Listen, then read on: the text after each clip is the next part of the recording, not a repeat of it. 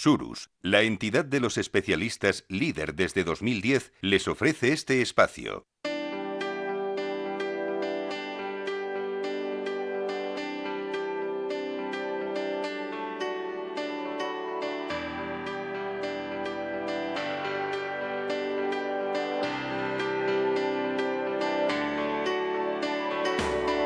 Capital, la bolsa y la vida, con Luis Vicente Muñoz.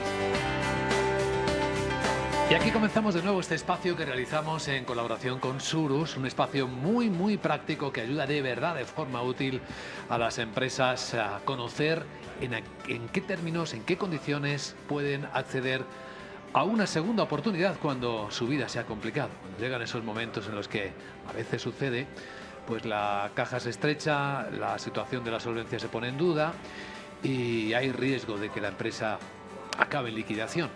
Pero no tiene por qué. Hay mecanismos, hay herramientas que, bien conocidas, bien utilizadas, permiten alcanzar esa segunda oportunidad. Así que aquí estamos de nuevo en este espacio con Alicia Tabanera, que es abogada de solvencias en Surus. ¿Qué tal, Alicia? Buenos días. Hola, buenos días. Y con dos invitados muy especiales que nos van a permitir hoy conocer de primera mano cuál es la perspectiva, la visión de los asesores financieros en las reestructuraciones, las reestructuraciones de deuda de las empresas. Nos acompañan Igor Marzo, es socio en Argos Partners. ¿Cómo está, Igor? Bienvenido. Buenos días, Luis Vicente. Encantado de estar aquí. Y también Gonzalo Miranda, que es socio en Argos Partners. Gonzalo, bienvenido. ¿Qué tal? Buenos días, Luis Vicente. Muchas gracias por contar con nosotros. Pues gracias por acompañarnos. En vuestra firma estáis especializados en esto, ¿no? Entre otras cosas, ¿no? Es correcto. ¿Qué es lo que hacéis? A ver, somos una firma especializada en asesoramiento financiero a empresas que tienen problemas o de financiación o operativos en un momento dado.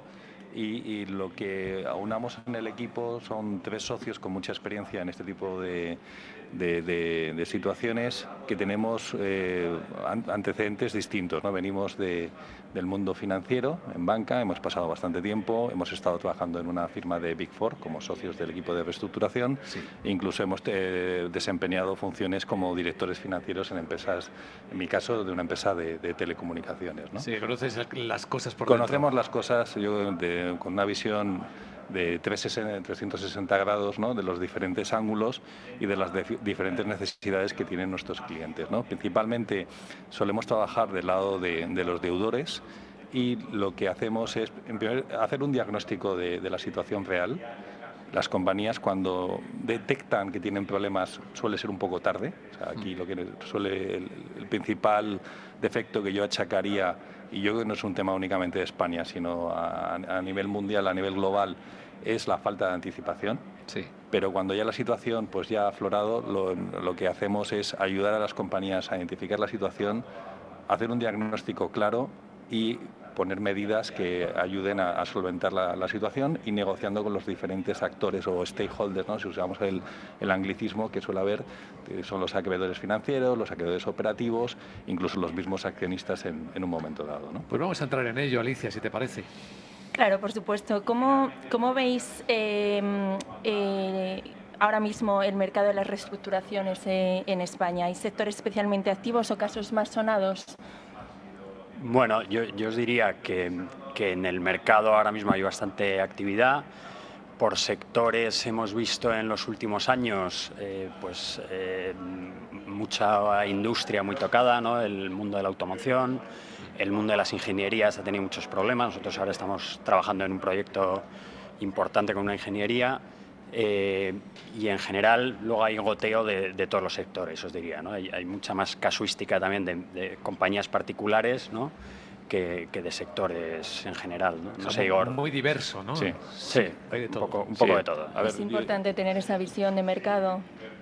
Sí, es importante, ¿no? Yo creo que al final las situaciones de crisis en las compañías, yo creo que tenemos a pensar que cuando hay una crisis global aumenta el número de situaciones, ¿no? de problemas, pero no necesariamente se da así. Yo creo que incluso con una economía boyante hay sectores en particular en los que las empresas tienen problemas, ¿no? Y entender bien el mercado y la dinámica de lo que está pasando te ayuda desde un punto de vista de la solución que vas a implementar, a hacer el diagnóstico e implementar la solución correcta. Decías, Igor, hace un instante, algo que aparece mucho en este programa, ¿verdad, Alicia? Es que se suele llegar demasiado tarde a estas herramientas, a estas decisiones. Y hay otro patrón, ¿no? Y es que casi todo el mundo es novato, no ha pasado por esta situación antes. Yo diría que, por suerte, casi todo el mundo es novato, ¿no? Porque al final, si encuentras a perfiles directivos o empresas que ya son especialistas en un mundo de reestructuración, pues deberías preocuparte, por lo menos si eres acreedor, ¿no? Sospechas, ¿no? Empiezas a sospechar. No significa que no haya una ley de segunda oportunidad, ¿no? Para las personas físicas en situaciones de insolvencia, y que vemos firmemente que las empresas tienen que tener una segunda oportunidad. Lo anormal, nosotros trabajamos mucho en el sector de pymes y medianas empresas, ¿no? Lo anormal en la vida de una empresa es que nunca haya afrontado un problema, o sea, porque al final son empresas que tienen 30, 40 años, hay un cambio generacional, etcétera. Alguna vez vas a sufrir una circunstancia por factores exógenos, incluso porque te vas a equivocar como claro, gestor de la empresa. Como humano, y lo importante es, igual que cuando estás enfermo, ir al médico correcto, ¿no? Pues, ir a tiempo también. Ir a tiempo y buscar a especialistas que te puedan ayudar a salir de esa situación, haciendo ese diagnóstico e incluso en muchas ocasiones tomando sacrificios, ¿no? Porque las empresas al final pues tienen que ser conscientes de que esto no... A veces la culpa tienden a echársela a los bancos. Nosotros trabajamos, Gonzalo y yo, mucho tiempo en banca. Entonces, decir que el banco es el malo de la película, pues yo creo que en este país es relativamente fácil, pero no necesariamente es el origen del problema, ¿no? Entonces yo creo que también las empresas tienen que reconocer en que se han equivocado, porque cuando haces eso estás más cerca de la solución. Es importante gestionar, ¿no?, esa parte psicológica que parece que queda un poco olvidada, porque como buenos asesores que sois, esa parte pues hay que inculcarla de tal manera que sepan cuál es el error y actuar a tiempo. Sí, yo creo, o sea, que una de las partes fundamentales y uno de los retos que nosotros nos encontramos es esa parte psicológica que tú dices, Alicia, ¿no? Y que la gestión del cliente, ¿no? Sobre todo cuando estás hablando de empresas pymes, ¿no? O empresas familiares, estás hablando con el dueño de la compañía, que a la vez es el gestor y que se está jugando su patrimonio y en algunos casos el legado de su familia, ¿no? Con lo cual tiene una carga psicológica muy importante y una de las cosas que nosotros intentamos hacer es ayudarles, digamos, a navegar esa tormenta, ¿no? Y tratar de darles un asesoramiento continuado para que puedan ser capaces de llegar a buen término, ¿no? Hablando de vuestros desafíos, ¿qué es lo más complicado que soléis encontrar cuando abordáis un proceso de reestructuración de una empresa? Yo te diría que es la negación.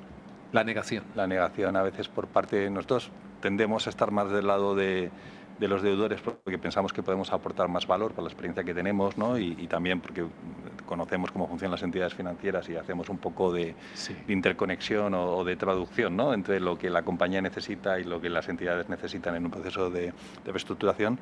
Pero la fase de negación a veces de las empresas es lo más complicado. Cuando esa fase se supera y aceptan dónde están y qué es lo que hay que hacer, es mucho más sencillo. Hemos tenido procesos que han empezado en paralelo, en los cuales, si me hubieses dicho, Igor, con tu experiencia, ¿por cuál de las dos compañías apostarías que va a ser reestructurada, ¿no? Y va a sobrevivir?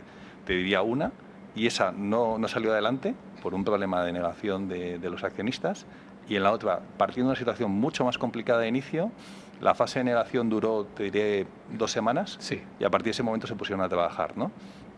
Y esa la sacamos adelante. Es como la historia del buen paciente, ¿no? Sí, totalmente.